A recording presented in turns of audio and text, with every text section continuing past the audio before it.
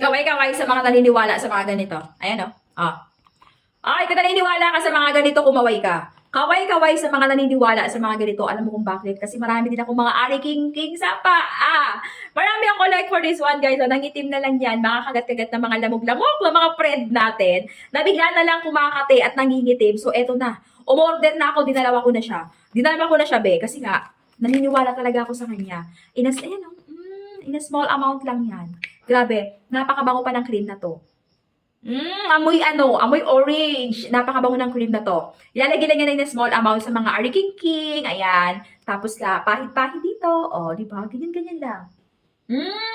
Para sa mga kati-kati, mga kakagat na mga insect. Yung mga friend natin na mga masisipag kumagat sa atin. Ayan na, may panlaban na tayo. Ang bango niya, beha. Ang bango niya, sobra. Para siyang lotion na orange flavor.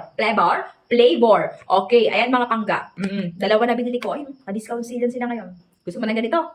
Click the yellow basket.